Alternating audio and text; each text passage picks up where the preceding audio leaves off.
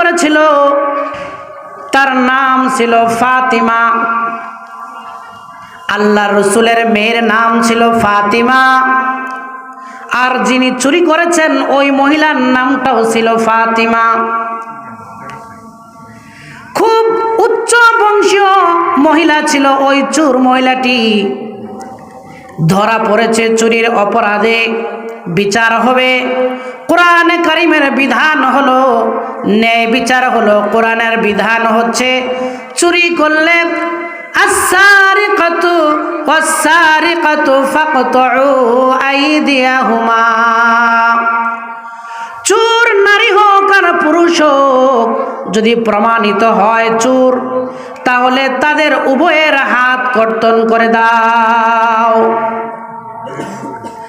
আল্লাহ তাআলা কোরআন কারিমে বিধান নাজিল করলেন, চুরি করলে, চোরের অপরাধে ধরা পড়লে, প্রমাণিত হলে ওই চোরটা নারী হোক আর পুরুষ হোক, তার হাত কর্তন করে দাও। আর ওই ফাতেমা নামীয় মহিলাটি চুরি করেছে, প্রমাণিত হয়েছে সে চোর, কিন্তু বংশ মর্যাদার দিক থেকে নারীটা অনেক উচ্চ মানের। এবার তার চোরের বিচার হবে। আল্লাহর নবী জনাবে মুহাম্মদুর রাসূলুল্লাহ সাল্লাল্লাহু আলাইহি ওয়াসাল্লাম বিচারের আসনে বসা। চুরির অপরাধের বিচার হবে। এবার কিছু কিছু লোক আড়ালে গিয়ে নিজেরা কানাকানি ফিসফিসানি করছে, আলোচনা করছে যে এই মহিলা অনেক উঁচু বংশীয়, এই মহিলার হাত যদি কর্তন করা হয় তাহলে বংশের উপরে চুন কালি লেপন হয়ে যাবে। কি করা যায়? অনেক লম্বা ঘটনা, সংক্ষেপে শুধু ন্যায় বিচারের দৃষ্টান্তটা কেমন ছিল। আল্লাহর নবীকে পরামর্শ দিবেন, ওগো নবী, এই বিচারের রায়টা একটু হালকা করতে হবে, ভালো করে বুঝেন। আপনারা কি শুনতেছেন? বিচারের আসনে বিশ্ব নবী মুহাম্মদুর রাসূলুল্লাহ সাল্লাল্লাহু আলাইহি ওয়াসাল্লাম বসা আছেন। এই যে চোরের অপরাধ যিনি করেছেন তিনি হচ্ছেন অনেক উঁচু মানের একজন মহিলা, বংশের দিক থেকে। হাত কাটলে মানিজ্য ধ্বংস হয়ে যাবে। কানাকানি ফিসফিসানি করছে। এক একজন বলছে একটু পরামর্শ দেওয়া যায় কিনা বিচারের রায়টা একটু হালকা করার জন্য, হাত না কেটে অন্য কোনো রায় দেওয়া যায় কিনা। কেউ সাহস পায় না আল্লাহ নবীর কাছে এসে পরামর্শ দিবে। এমন পরিস্থিতিতে আল্লাহ নবীর পালক পুত্র যায়েদ বিন হারেসা, এই যায়েদ বিন হারেসার একটা পুত্র ছিল উসামা। উসামা রাদিয়াল্লাহু তাআলা আনহু ছোট্ট একটা মানুষ, বাচ্চা মানুষ। আল্লাহর নবী উসামাকে অত্যন্ত ভালোবাসেন, মুহাব্বত করেন, আদর করেন। বুকের মধ্যে জড়ায় নিয়ে তিনি বিচারের ময়দানেও এসে পড়েছেন, নামাজেও যান। উসামাকে এত ভালোবাসেন নবী, উসামাকে ওই সকল লোকেরা একটু ডাক দিয়ে নিয়ে এসেছে, উসামা একটু এদিকে আসো। বলছে কি? বলছে তোমার নানুকে কানে কানে গিয়ে বলো যে বিচারের রায়টা যেন একটু হালকা করে দেয়। কথা বুঝতেছেন? বাচ্চা দিয়া পরামর্শ দিল। উসামা ছোট্ট মানুষ, বুঝতে পারে নাই। বড়রা আড়াল থেকে যা শিক্ষা দিয়েছে, দৌড়িয়ে মজলিসের ভিতরে উসামা চলে এসেছে।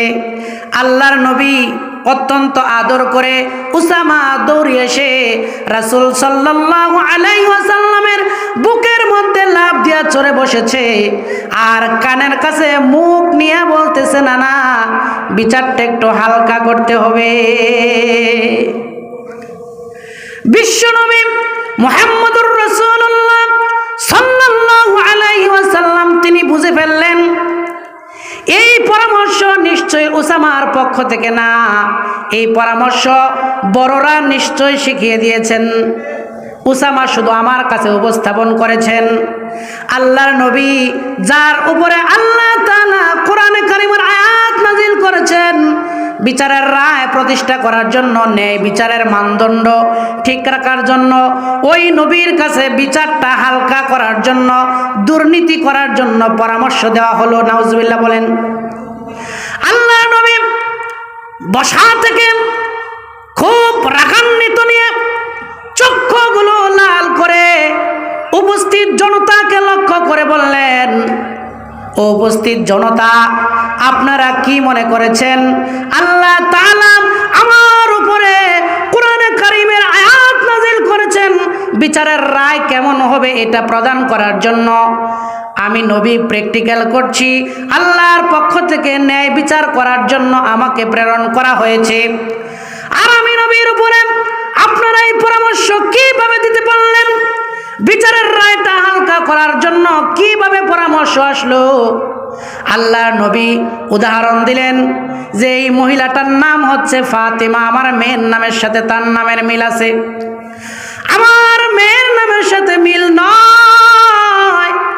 যদি স্বয়ং মুহাম্মদ বিনতে ফাতেমা নিজে চুরির অপরাধে ধরা পড়তো, আমি মুহাম্মদের মেয়েও যদি চুরির অপরাধে ধরা পড়তো, আমি বিচারের আসনে বসতাম, তাহলে আমার মেয়ের হাত আমি কর্তন করে আল্লাহ তাআলার কোরআনের রায় বাস্তবায়ন করে বিশ্ববাসীর সামনে দৃষ্টান্ত রেখে দিতাম। বলুন সুবহানাল্লাহ। কারিমা আমরা প্রতি জুমায় আলোচনায় শুনে থাকি। এটা তেলাওয়াত করলে আপনাদের অনেকেরই মুখস্থ আছে বলে আপনাদের মনে হবে। এই আয়াতের মধ্যে আল্লাহ তাআলা অনেক কথা বলেছেন, তন্মধ্যে দু একটি কথা বলে আমি আলোচনা শেষ করব। আউযু বিল্লাহি মিনাশ শাইতানির রাজীম। বিসমিল্লাহির রাহমানির রাহিম।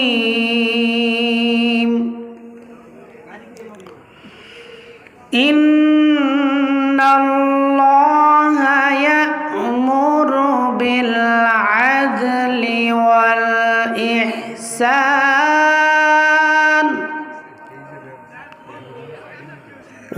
ইহসান ওয়া ইতা'i যিল কুরবা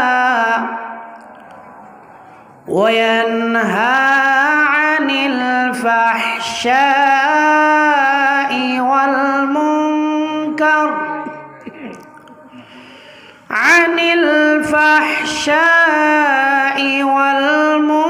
মুনকার ওয়াল বাগই ইয়া'iযুকুম লা'আল্লাকুম তাযাক্কারুন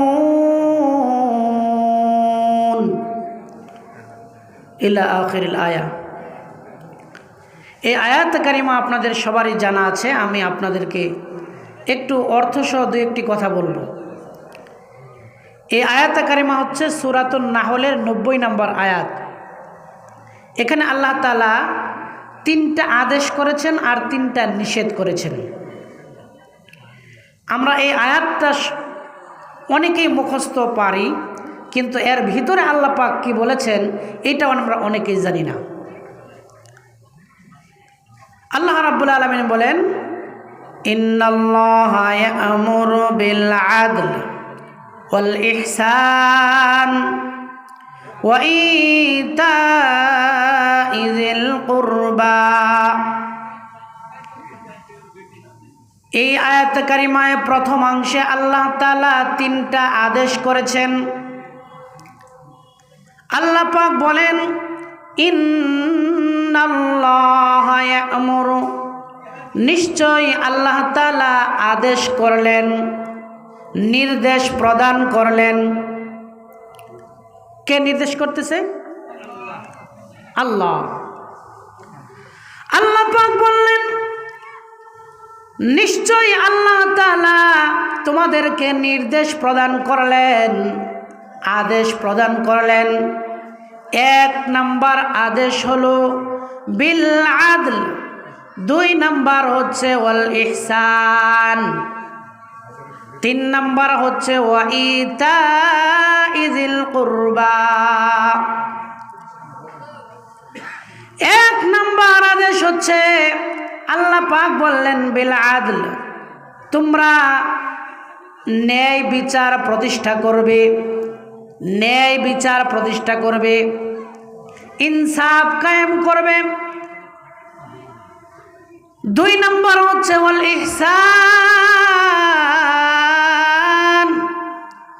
সদাচরণ করবে, উত্তম ব্যবহার করবে, সুন্দরতম ব্যবহার করবে। 3 নাম্বার হচ্ছে ওয়া ইতাইযিল কুরবা। 3 নাম্বার আদেশ হলো নিকটতম আত্মীয় যারা রয়েছে এই নিকটতম আত্মীয়দের হক প্রদান করবে। নিকটতম আত্মীয় যারা রয়েছে তাদের যা যা হক রয়েছে তা তোমরা নির্দ্বিধায় সংকোচহীন অবস্থায় তাদেরকে প্রদান করবে। আমার ভাইয়েরা, একটু ব্যাখ্যা করে বুঝাই। 1 নম্বর আদেশ হলো বিল আদল, ন্যায় বিচার করবে। এই ন্যায় বিচারটা কেমন হবে? এই ন্যায় বিচারের মানদণ্ড কি? ন্যায় বিচারের মানদণ্ড আল্লাহ তাআলা আদেশ করলেন ন্যায় বিচারের। আল্লাহর নবীর মাধ্যমে দুনিয়ার মানুষের কাছে আল্লাহ তাআলা ন্যায় বিচারের মানদণ্ড নবী মুহাম্মদুর রাসূলুল্লাহ প্র্যাকটিক্যাল করে বিশ্ব মানবতার সামনে দেখিয়ে দিলেন।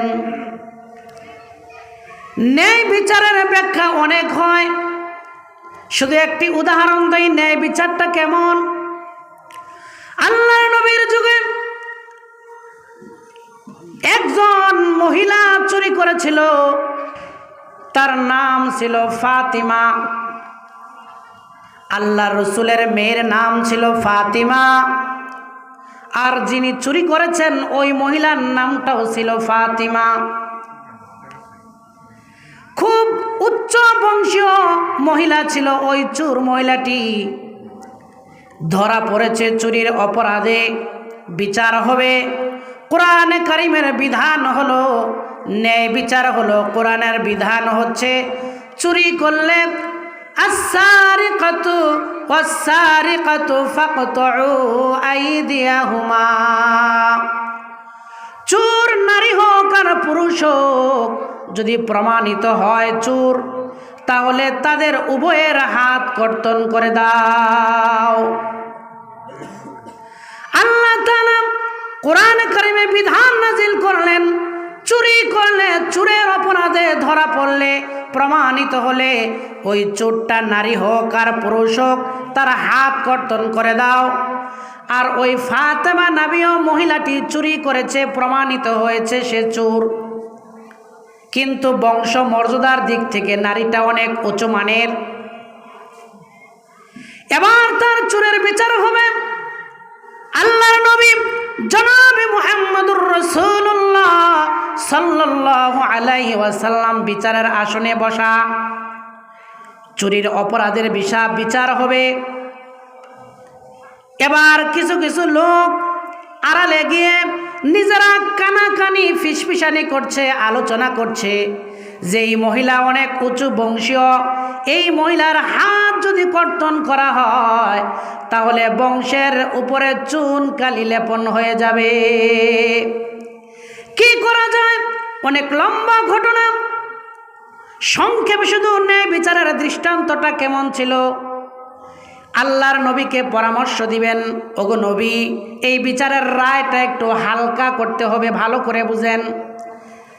আপনারা কি শুনতেছেন? বিচারের আসনে বিশ্ব নবী মুহাম্মদুর রাসূলুল্লাহ সাল্লাল্লাহু আলাইহি ওয়াসাল্লাম বসা আছেন। এই যে চোরের অপরাধ যিনি করেছেন তিনি হচ্ছেন অনেক উঁচু মানের একজন মহিলা, বংশের দিক থেকে। হাত কাটলে মানিজ্য ধ্বংস হয়ে যাবে। কানাকানি ফিসফিসানি করছে। এক একজন বলছে একটু পরামর্শ দেওয়া যায় কিনা বিচারের রায়টা একটু হালকা করার জন্য, হাত না কেটে অন্য কোনো রায় দেওয়া যায় কিনা।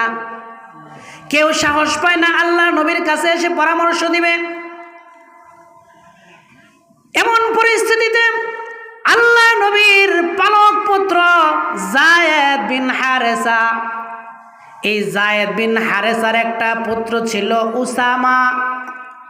উসামা রাদিয়াল্লাহু তাআলা আনহু ছোট্ট একটা মানুষ, বাচ্চা মানুষ।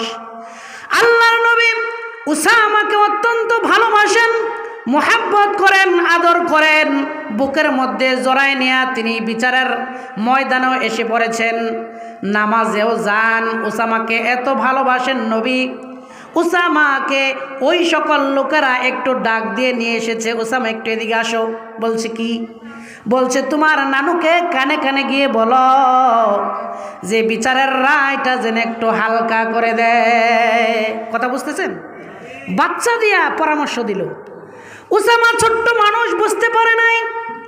বড়রা আড়াল থেকে যা শিক্ষা দিয়েছে, দৌড়িয়ে মজলিসের ভিতরে উসামা চলে এসেছে। আল্লাহর নবী অত্যন্ত আদর করে উসামা দৌড়িয়ে এসে রাসূল সাল্লাল্লাহু আলাইহি ওয়াসাল্লামের বুকের মধ্যে লাফ দিয়া চড়ে বসেছে, আর কানের কাছে মুখ নিয়ে বলতেছে, না না, বিচারটা একটু হালকা করতে হবে।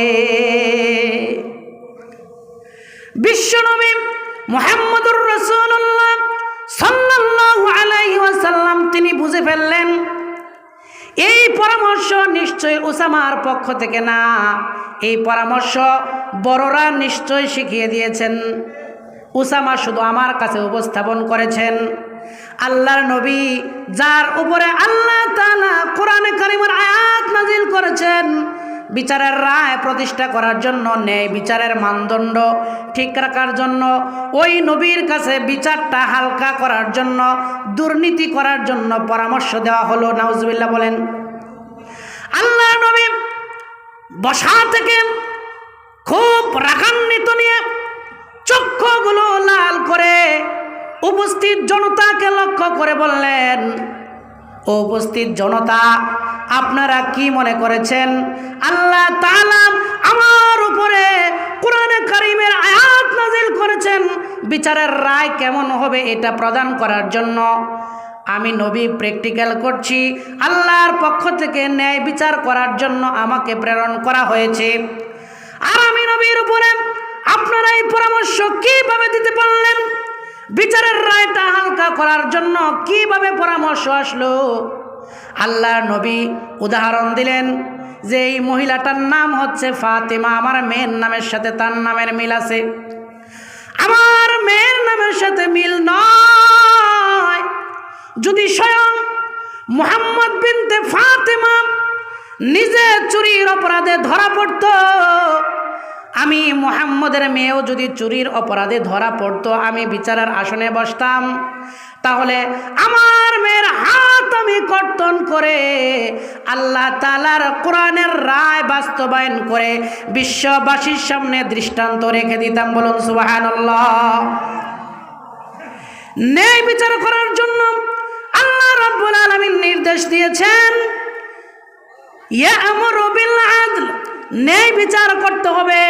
এখন আপনাদের সামনে আমার প্রশ্ন হচ্ছে, আপনারা দেখেন আমরা মুসলমান জাতি, ন্যায় বিচারের ইসলামের ইতিহাসে আরও অনেক বিষয় উদাহরণ টানা যাবে।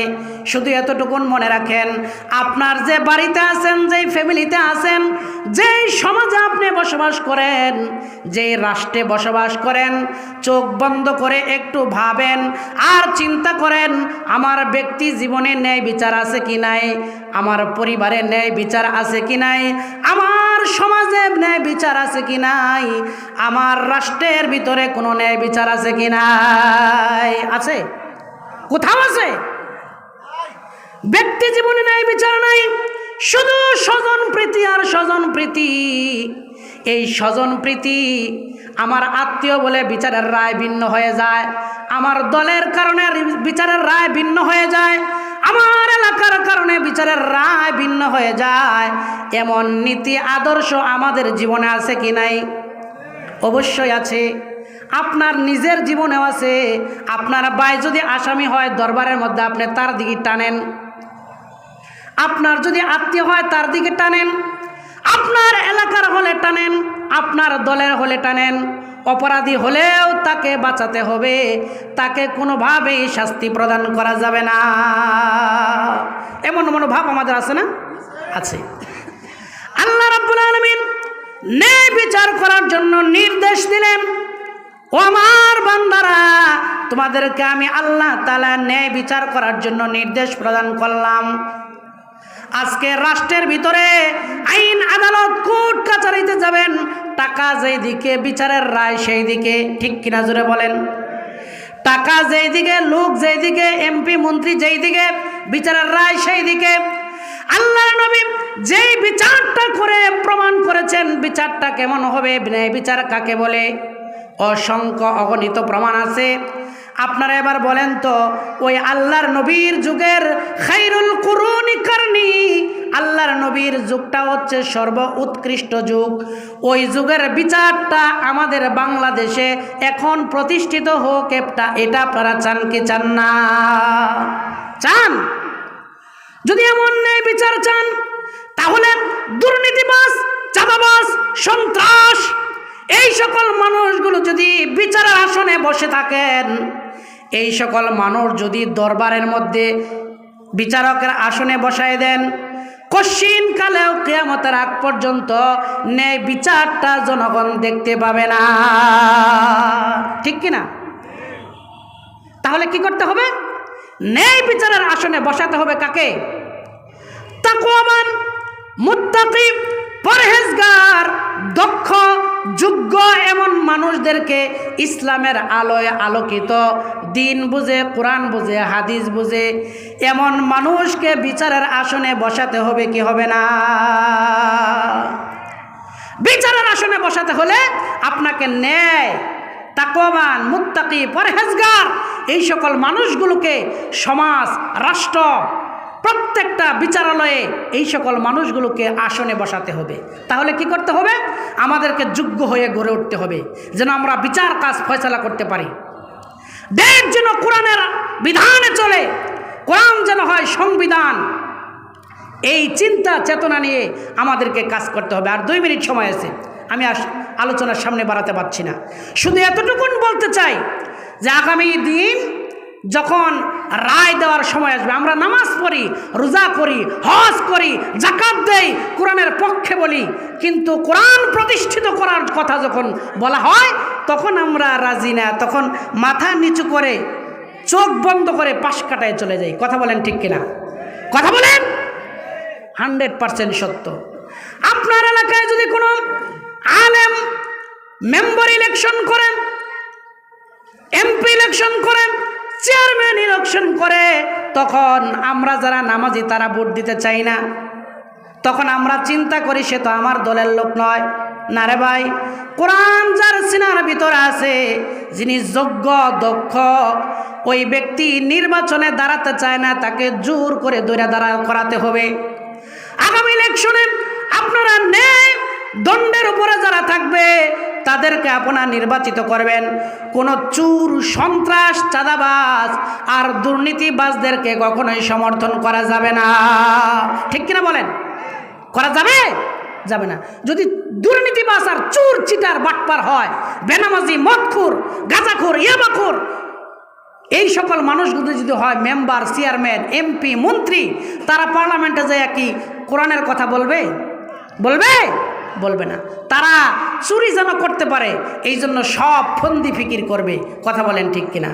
সম্মানিত হাজরিন, আজান হবে অল্প সময়। আপনাদের এলাকার মানুষ হিসাবে আমার খুব দুঃখ হলো যে আমরা এত সুন্দর আয়োজন করলাম, এত মানুষ কম কেন? আর সবাই জানে ভাইরাল বক্তা